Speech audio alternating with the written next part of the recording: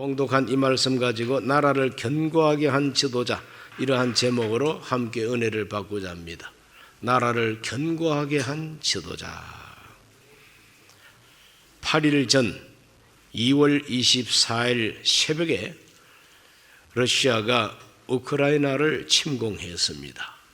마치 70년 전에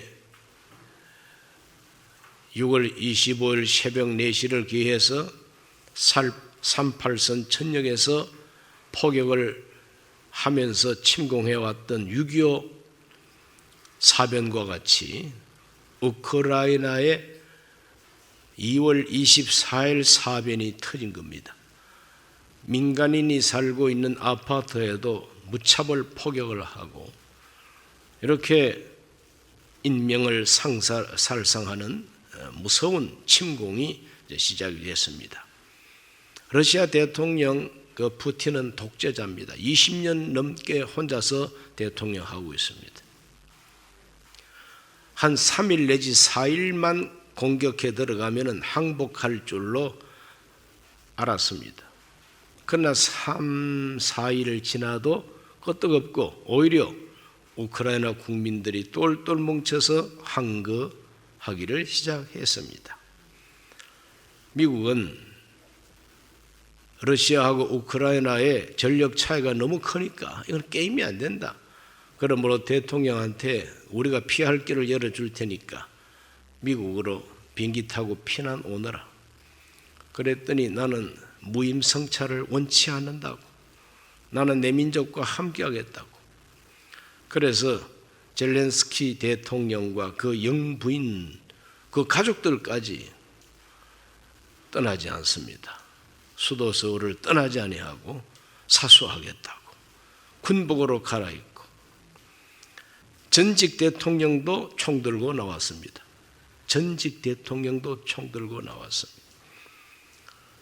2015년 미스 우크라이나, 우리 한국말로 미스 코리아, 아주 이쁜 여자죠.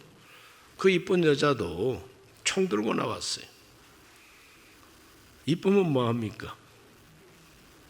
러시아가 쳐들어와서 정복하면은 짓밟힐 텐데, 그러므로 총 들고 나와서 싸우겠답니다. 전투복을 입고 나왔습니다. 장애인이 목발 짚고 한 손에는 또 총 들고 나왔어요. 지키겠다. 노인들도 화염병을 만들고 이와 같이 나라를 지키겠다고 단결을 하게 됩니다. 퇴역한 공군 대령 옥산첸코라고 하는 사람은 이 공중에 이 고개 비행하는 아주 베테랑입니다. 이 사람은 이미 제대한 지가 오래됐는데 나라가 누란의 위기에 빠지니까 다시 입대해가지고 비행기를 몰고 전투기를 몰고 러시아 군들의 그 전투기를 다른 데로 유인하고 이러다가 공중전에서 희생이 되기도 했습니다. 유학 중인 학생들, 우크라이나 학생들이 해외 유학 가 있다가 러시아가 침공한 이 소식을 듣고 내 가족을 위해서 나는 싸우러 가겠다고. 그래 다들 자기 나라로 되돌아갑니다. 노동자로서 다른 나라에 가서 취업을 한 사람도 내 친척과 내 가족이 있다. 그러므로 나는 내 가족을 위해서 가서 싸우겠다 하고 본국으로 다 들어옵니다. 이렇게 국민들이 똘똘 뭉쳐 하나가 되고 대통령부터가 전투복 입고 지키겠다고 하니 국민들 모두가 단합이 되다 보니까 러시아가 지금 일주일이 지나도 아직까지 키예프를 정복하지 못하고 오히려 어떤 부분에서는 전투에 패배를 하고 있습니다. 놀라운 일이죠. 이렇게 조용하고 힘없고 약한 나라를 침공한 바로 이 침략자로서 러시아의 푸틴은 살인자입니다. 이 사람은 완전히 전쟁 범죄자로 앞으로 재판을 해야만 할 사람입니다. 민간인 거주 지역에도 무차별 폭격을 해야 되고 어린 아이도 죽이고 그냥 형편없는 그와 같은 인간을 우리가 지금 보고 있는 겁니다. 그러니까 뿌리가 공산당이에요. KGB 출신이에요. 공산당 골수분자 출신입니다.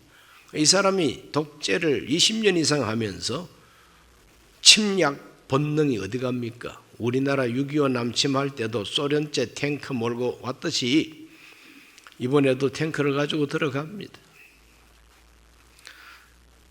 이 우크라이나 전쟁을 우리가 보면서 교훈을 얻습니다. 어떤 교훈을 얻느냐? 힘이 있어야 하는구나. 나라가 힘이 있어야 된다는 거예요. 두 번째로는 동맹이 있어야 되는구나. 동맹이 뭡니까? 내가 전쟁을 만나면 나와 동맹을 맺은 나라는 자동으로 함께 싸워줄 수 있는 연합체, 이게 동맹입니다. 힘이 있어야 되고 그리고 동맹이 있어야만이 막아낼 수가 있구나. 저 나토라고 하는 구라파 연합방위 사령부가 있습니다.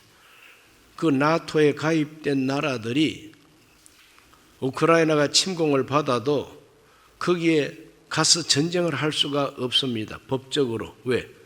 동맹이 아니니까 못 들어갑니다. 그래서 전쟁 물자를 이렇게 대주고 원전을 해주지만 군인들이 가서 싸워주지는 못해요. 그러므로 자기 나라가 단단하게 단결하고 자기 나라가 군사력이 강해야 되고 자기 나라를 지킬 만한 군사력이 있어야 되고 또 국민들의 마음이 하나가 돼가지고 싸울 의지가 있고 용기가 있어야만이 정말 나라를 지킬 수가 있구나.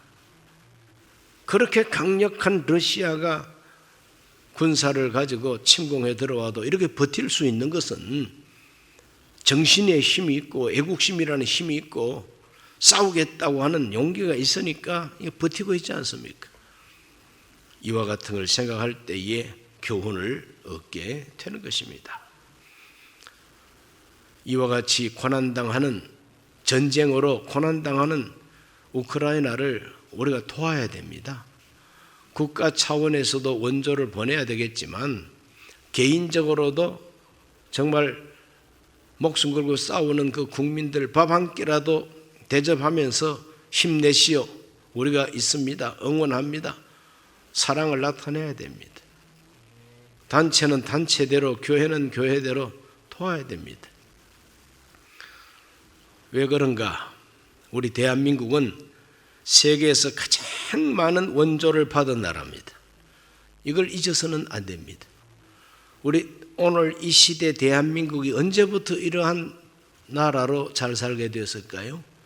얼마 되지 않습니다. 몇십 년밖에 안 됩니다. 70년 전에 이 나라가 전쟁으로 폐허가 되었을 때에 UN 16개국 나라에서 파병해가지고 공산군을 함께 몰아내 주었습니다. 자, 1950년에 일어났던 6.25 전쟁 때에 그 유엔이 우리나라에 파병을 결정을 했거든요. 마찬가지로 지금이라도 유엔이 파병을 결정하면 우크라이나를 위해서 군인들이 갈 수가 있어요. 그러나 유엔이 그 결정을 못 내립니다. 왜 못 내리느냐? 안전보장이사회에 중국하고 러시아가 상임 이사국입니다. 그 어느 나라 한 나라라도 반대하면은 파병이 안 되게 돼 있어요.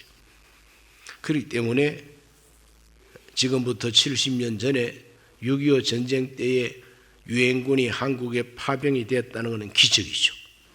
기적 중의 기적입니다. 왜? 소련이 그 배후에 있거든요. 소련이 탱크 대주고 소련이 비행기 조종사 교육 다 시켜주고 소련이 작전 지도까지 다 만들어 줬어요. 북한에다가. 그런데도 이 한반도에 전쟁이 일어났을 때에 유엔이 파병을 하겠다고 결정할 때 안전보장이사회 할 때에 소련은 기권하고 빠져버렸어요. 너희들끼리 잘해봐 하고 자기들은 빠져버렸어요. 그 왜 그렇습니까? 파병해도 좋다고 하는 암묵적인 승인이죠. 전쟁 일으킬 때는 언제고 반대 안 하고 뒤로 빠진 것은 또 이거 기적 중에 기적이죠.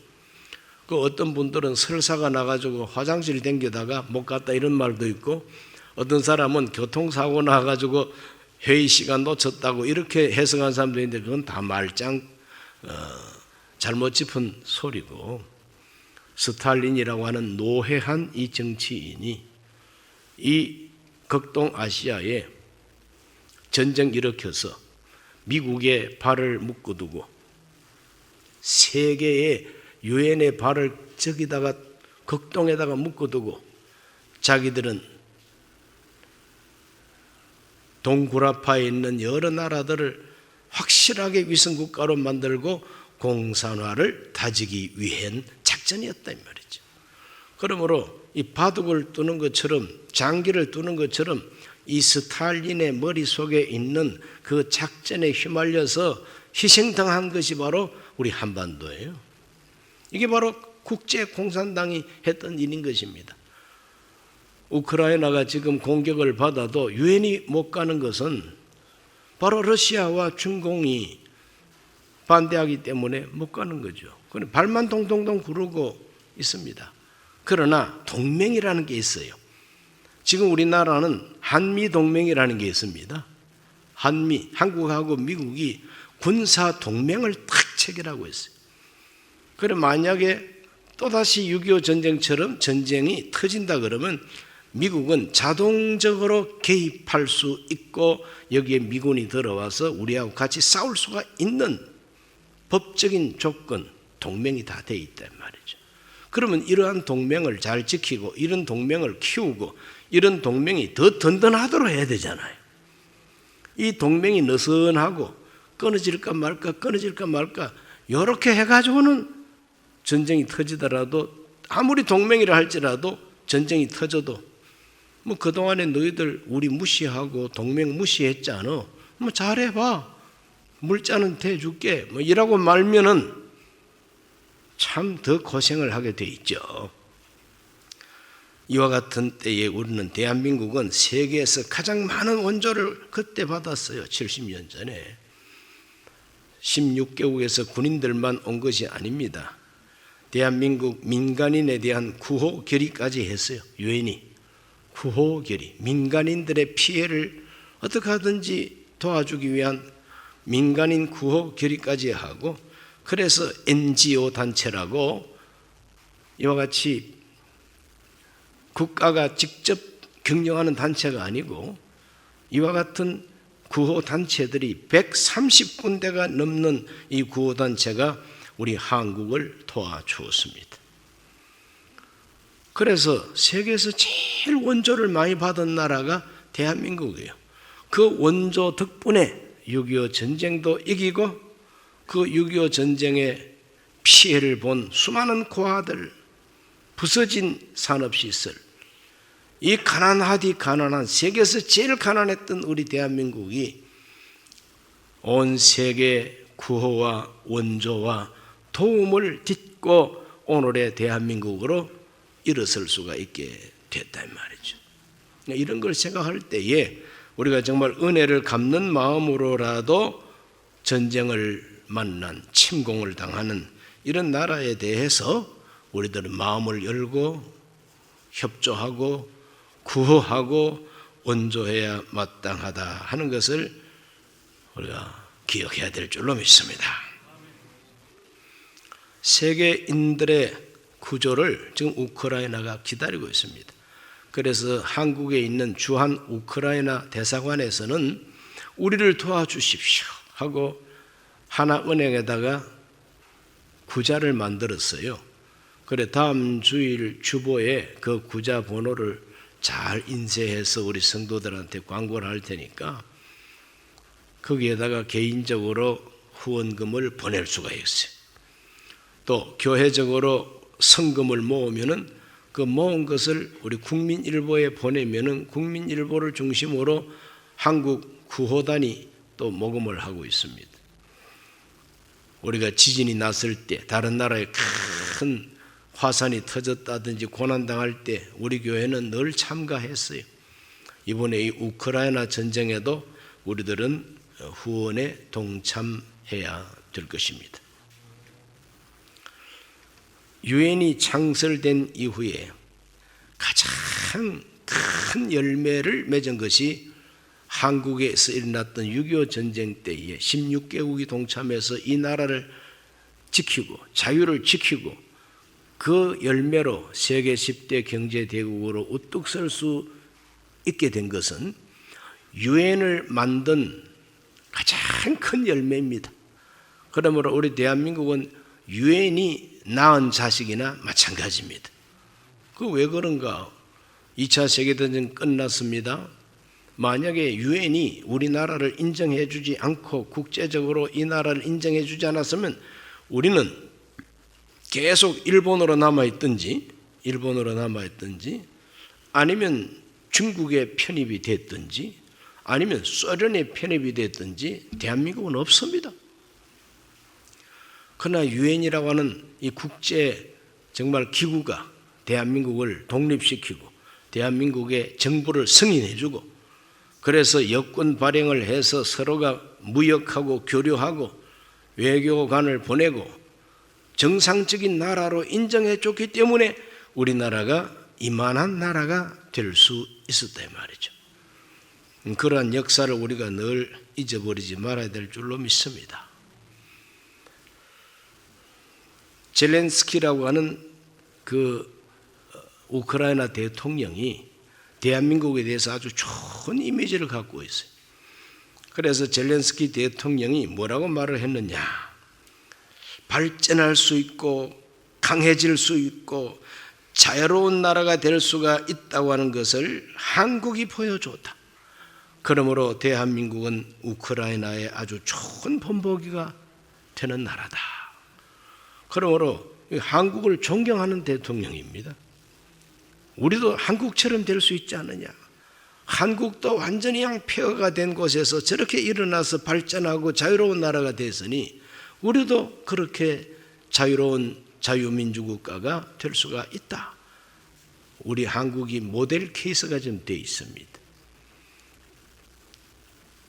SBS에서 우크라이나 전 국방차관 여성인데 인터뷰를 했어요.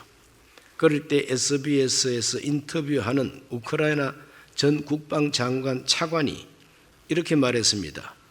늘 주변을 둘러보고 싸울 준비가 되어 있어야 한다는 교훈을 한국인들도 얻었으면 합니다. 주변을 돌아보고 언제나 싸울 준비를 하고 있어야 한다라고 하는 이 교훈을 우리 한국인들도 교훈을 좀 받았으면 좋겠다. 우리 한국을 오히려 걱정하는 그런 인터뷰를 했습니다.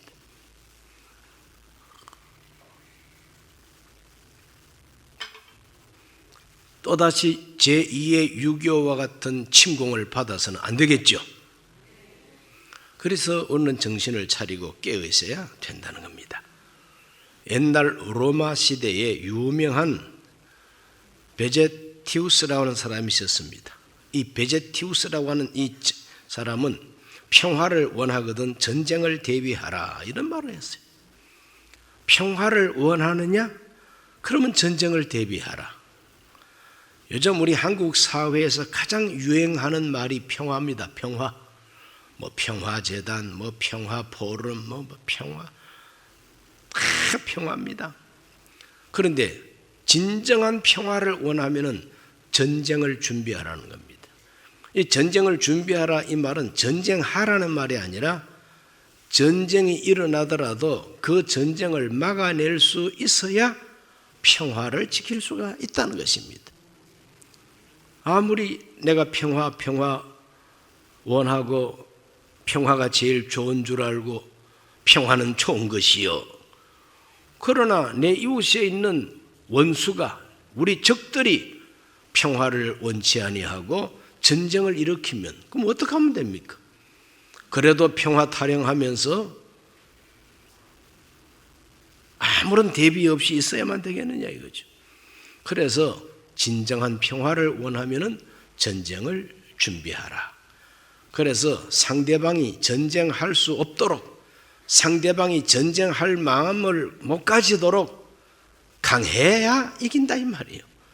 그래야 말이 상대방이 전쟁할 마음이 없어야 평화가 이루어진다는 거야. 그렇지 않습니까? 내가 너무 만만하게 보이고 힘이 없어 보이고 가진 것은 많고, 아이고 저거 한 방 때리면은 저 사람 갖고 있는 거 다 내 거 되겠네. 그럼 얼마든지 귀사대기를 올리고 다 빼앗아 갈 거 아니에요. 그렇기 때문에 전쟁을 대비해야만이, 서로가 힘이 균형을 이루어야만이 전쟁 안 일어난다는 거예요. 왜 강대국들은 핵 무장을 하고 있습니까? 강대국들이 핵 무장하고 있는 것은 그 핵을 터뜨리려고 핵을 만든 게 아닙니다. 힘의 균형을 위해서 핵을 만들어 놓고 있습니다. 핵전쟁 일어나면 너도 멸망 나도 멸망, 그러나 우리 하지 말자, 이게 평화라는 겁니다. 그런데 한쪽은 핵이 있고 한쪽은 핵이 없다 그러면 안 죽으려면 내놔, 안 망하려면은 이리 내놔, 뺏길 수밖에 없지 않습니까? 그러면 평화가 아니죠. 오늘 우리들은 가짜 평화, 진짜 평화를 잘 구분할 수 있어야만 됩니다. 1910년 8월 22일, 이날은 가장 수치스러운 날이에요. 왜 그러냐? 우리나라 순종 황제 때에, 우리나라 순종 고종 황제가 퇴위하고 그 아들 순종이 황제할 때에 우리나라 국무총리, 총리 대신이 이완용입니다. 이완용은 가장 이름이 아주 유명하고 악명으로 유명한 매국노 아닙니까? 나라를 일본에다가 팔았다, 매국노를.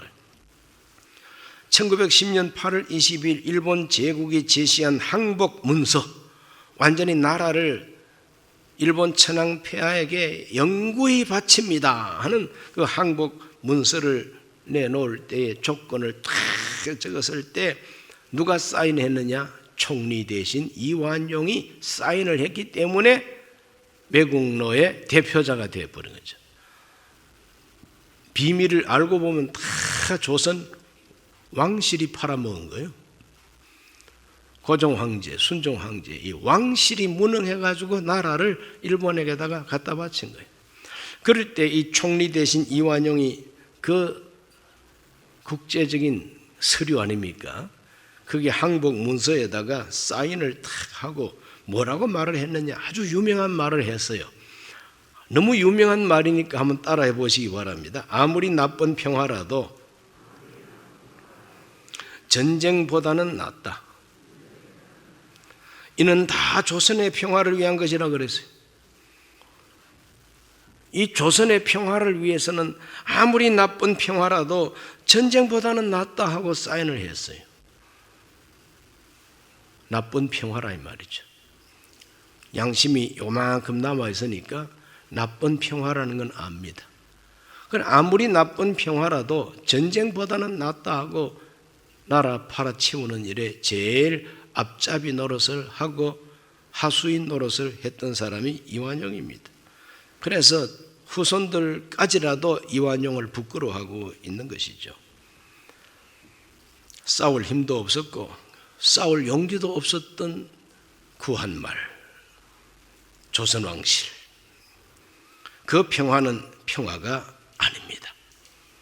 그 평화는 평화 아니요. 나쁜 평화라도 평화는 좋은 것이지만 그 나쁜 평화는 평화가 아니라 그것은 일본의 종이 되는 것이었습니다. 짓밟히는 것이었습니다. 조선 왕실과 귀족들은 그냥 연봉 받으면서 잘 먹고 잘 살았어요. 나라 팔아먹었던 그 대신들과 그 후손들 그리고 왕족들, 귀족들은 1947년 일본이 미국에게 완전히 패망하고 새로운 헌법을 만들어서 천황 중심의 일본이 아니라 이제는 민주주의 일본으로 헌법을 싹 바꾸었을 때까지 일본이 항복하고도 벌써 2년 동안 더 조선 왕실은 일본으로부터 연금 받아 처 잡수시고 잘 살았습니다. 그 귀족들도. 그 사람들한테는 평화였어요. 그 사람들한테는 일제시대 그 무서운 그 시대를 일본 돈 받아먹고 편안하게 잘 살았어요. 그들만의 평화였던 겁니다. 그 나머지 우리 국민들은 뭡니까? 이거는 뭐 그런 고생 어떻게 말로 형용할 수가 있겠습니까? 그러므로 나쁜 평화는 평화가 아니다는 거죠. 나쁜 평화는 평화가 아니다. 한번 따라합시다. 나쁜 평화는 평화가 아니다. 가짜 평화다. 속이는 것이요. 속이는 거예요. 우크라이나 국방장관 말처럼 우리는 싸울 준비를 해야만 됩니다. 교훈을 얻어야만 됩니다. 오늘 읽은 이 성경을 보면은 나라를 견고하게 한 위대한 왕 여호사밧 이야기가 나옵니다. 오늘 우리가 살고 있는 이 시대에 대한민국의 지도자는 어떤 지도자라야 되겠느냐? 여호사밧처럼 나라를 견고하게 하는 지도자가 되어야 되겠다는 거죠. 나라를 견고하게 할 수 있는 지도자. 여호사밧이 자기 나라를 견고하게 했는데 세 가지 방면으로 견고하게 했어요. 제일 첫 번째는 국방을 견고하게 했어요. 뭘요? 국방, 즉 안보를 단단하게 했다는 거예요. 역대하 17장 1, 2절을 다 같이 읽어봅니다. 아사의 아들 여호사밧이 대신하여 왕이 되어 스스로 강하게 하여 이스라엘을 방어하되 유다 모든 견고한 성읍에 군대를 주둔시키고 또 유다 땅과 그의 아버지 아사가 정복한 에브라임 성읍들의 영문을 두었더라 그랬어요. 그러므로 왕이 되자마자 국방 방어부터 든든하게 했다는 거죠. 17장 12절과 13절 다 같이 봅니다. 여호사밧이 점점 강대하여 유다의 견고한 요새와 국고성을 건축하고 유다 여러 성에 공사를 많이 하고 또 예루살렘에 크게 용맹스러운 군사를 두었으니 그랬어요.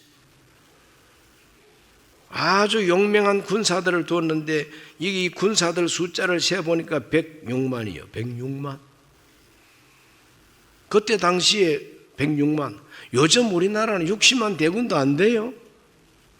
21세기 대한민국 군인들도 아직까지 60만 안 되는데 지금부터 까마득한 옛날에 106만을 힘센 군사를 두었다는 거죠. 대단한 국방력이 알 수가 없습니다. 국방이 든든해야 돼요. 우크라이나가 저렇게 갑자기 침공받은 그 이유가 뭡니까? 러시아가 우크라이나를 너무 만만하게 봤기 때문에 그래요. 너무 만만하게. 군사력이라고 할 수도 없는 그런 아주 미약한 나라가, 군사력이 미약한 나라가 우크라이나입니다.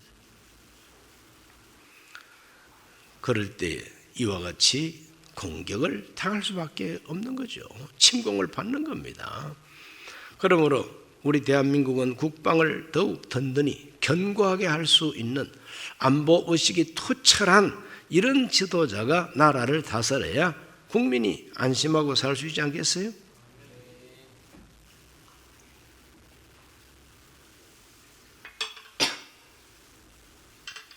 이미 투표하고 온 분들은 뭐 누구를 선택했든지 선택했고 내일 그리고 다음 주 수요일 날 아직까지 투표하지 아니한 분들 기도하십시오. 기도해서 누가 이 나라의 지도자가 되어야 나라가 견고해질 수 있을까? 그걸 생각해보고 펴찍어야 됩니다. 두 번째로는 신앙을 견고하게 했습니다. 신앙을 견고하게. 역대하 17장 3, 4절을 다 같이 읽어봅니다.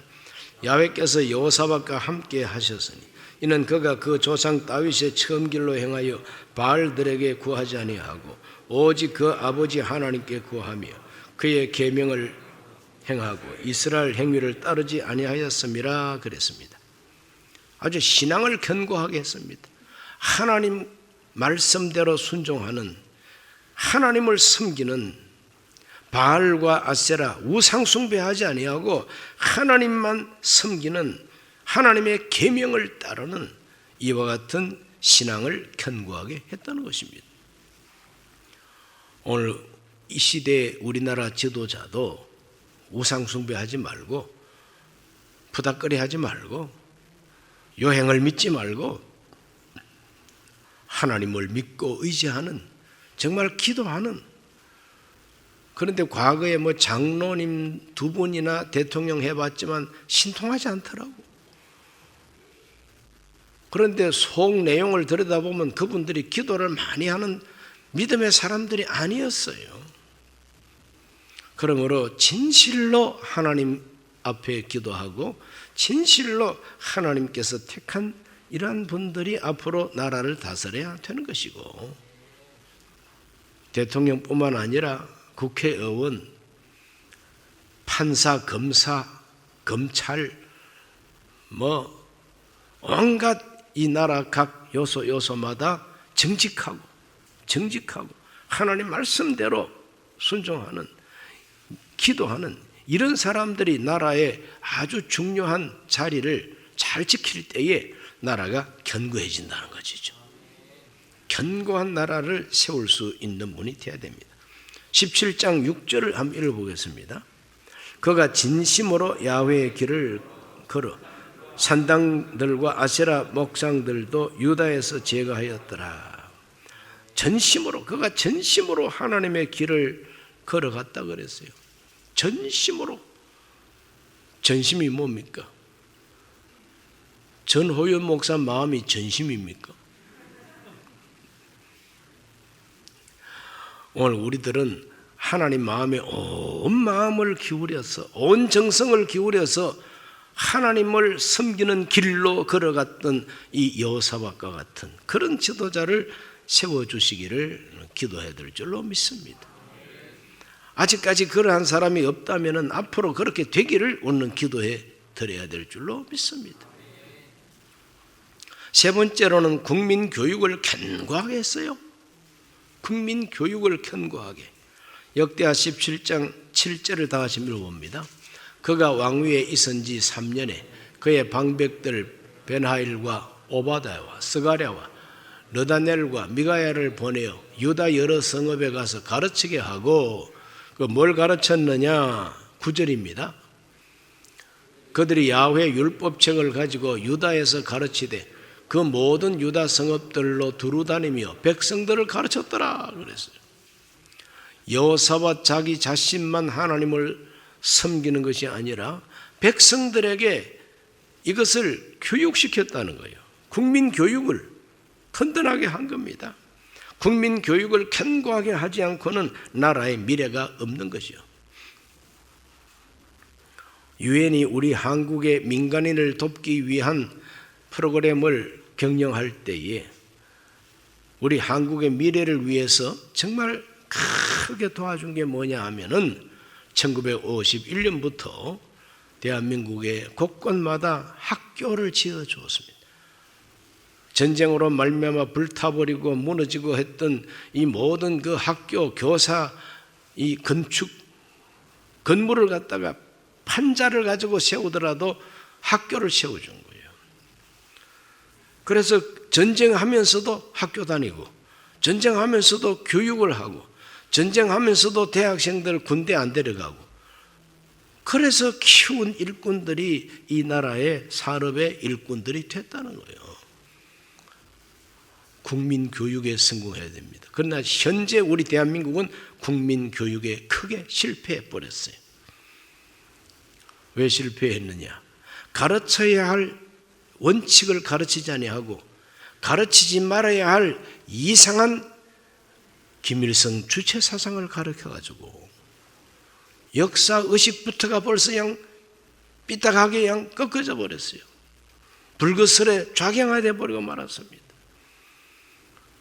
우리도 알지 못하는 사이에 유치원부터 초등부, 중등부, 고등부 그냥 모든 교육 현장에 역사 교육이 완전히 삐뚤어져 가지고 대한민국 역사를 왜곡시킨, 왜곡된 역사 의식을 심는 전교조, 이런 사람들의 그 교육으로 인해서 얼마나 비뚤어져 있는지 모릅니다. 검은 것도 희다, 흰 것도 검다고 할 정도로 다른 역사의식을 가진 사람들이 한국에 많이 있습니다. 그러므로 이 국민교육이 통일성을 깨뜨려 버렸습니다. 이것이 가장 심각한 이 나라의 큰 문제입니다. 그렇기 때문에 우리 국민들은 분열되어 있어요. 쫙 분열되어 있습니다. 우크라이나는 비록 힘이 없고 연약하다 할지라도 국민들 마음이 똘똘 뭉쳐가지고 단결이 되어 있기 때문에 허약한 나라임에도 불구하고 세계에서 가장 침략을 잘하는 러시아가 쳐들어오더라도 지금 막고 있다. 그러나 우리는 국민들이 분열되어 있기 때문에 침공해서 들어오면은 그 침공해 오는 그 사람들하고 야합을 할 국민들이 많이 있다.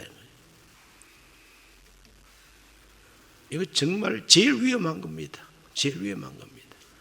그렇기 때문에 국방을 견고하게 하고 신앙을 견고하게 하고 국민 교육을 통일시키고 견고하게 할 수 있는 이와 같은 지도자가 세워져야만이 희망이 있고 이 나라가 견고한 나라가 될 수가 있다는 것입니다. 그 결과가 어떠합니까? 견고한 나라가 됐어요. 17장 5절 말씀 읽어볼까요? 역대하 17장 5절에 보면 그러므로 야훼께서 나라를 그의 손에서 견고하게 하시매 그랬어요. 하나님이 여호사밧 손으로 유다 나라를 견고하게 했다는 거예요. 이와 같은 위대한 리더십, 지도력을 갖춘 이러한 사람들이 앞으로 계속해서 대통령이 돼야 되고 나라를 이끌어 나가는 지도자 그룹이 돼야 된다는 겁니다. 국난을 만났을 때, 전쟁의 위기를 만났을 때 빛을 발하게 된 겁니다. 무서운 전쟁이 바로 눈앞에 다가왔을 때에 왕과 국민들을 모두가 다 일체가 되고 하나님 앞에 금식하며 하나님 앞에 기도하는 모습이 역대하 20장 3, 4절에 나타납니다. 다 같이 읽어볼까요? 여호사밧이 두려워하여 야훼께로 낯을 향하여 간구하고 온 유다 백성에게 금식하라 공포하며 유다 사람이 야훼께 도움을 구하려 하여 유다 모든 성읍에서 모여와서 야훼께 간구하더라 그랬어요. 백성들의 마음이 하나가 되어 있어요.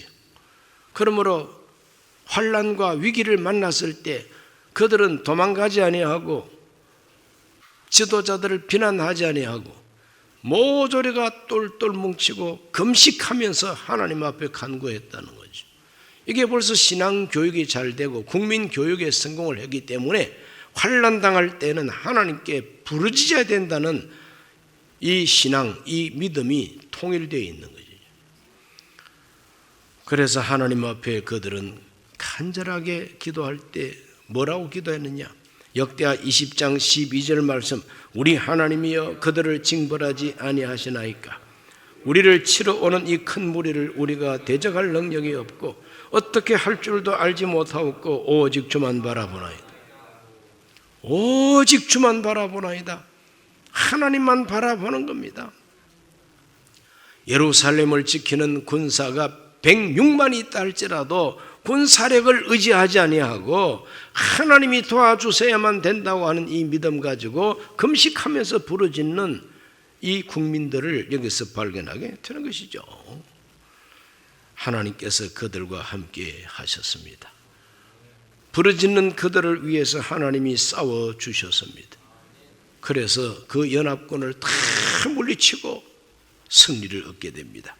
역대하 20장 29절로 30절, 이방 모든 나라가 야훼께서 이스라엘의 적군을 치셨다 함을 듣고 하나님을 두려워함으로 여호사밧의 나라가 태평하였으니 이는 그의 하나님이 사방에서 그들에게 평강을 주셨음이로다. 평강, 평화. 이게 평화라는 거예요. 이것이 진짜 평화라는 겁니다. 제대로 된 평화를 얻으려면 하나님께 부르짖어야 되는 것이고, 전쟁을 준비해서 100만 대군을 준비해 놓고 있는 겁니다. 여호사밧이. 이와 같이 나라를 견고하게 했을 때에 환난 날이 다가오더라도 하나님의 도움을 입고 적을 물리치고, 오히려 주변 나라들이 다 유다 나라를 두려워해요. 왜 두려워합니까? 저 나라는 하나님이 지키는 나라다. 저 나라를 공격하러 갔다가 다 몰살당한 것 봐라. 그러므로 앞으로 저 유다 왕국을 함부로 건드려서는 안 돼. 그러니까 평화가 오는 거예요. 전쟁이 준비되고 전쟁을 이기니까 평화가 오는 거예요. 오늘 우리 대한민국이 누려야 할 평화는 이러한 평화라는 것을 알고, 이와 같은 태평, 이와 같은 평화, 이와 같은 승리가 대한민국을 감쌀 수 있도록 나라를 견고하게 하는 리더십을 갖춘 지도자를 세워주소서.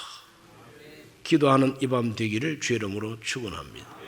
자비하신 아버지, 하나님 앞에 나와 간구하는 우리 모든 성도들의 기도를 들어 주옵시고, 여호사밧처럼 나라를 견고하게 하는 위대한 지도자들을 하나님이 세워 주시옵소서.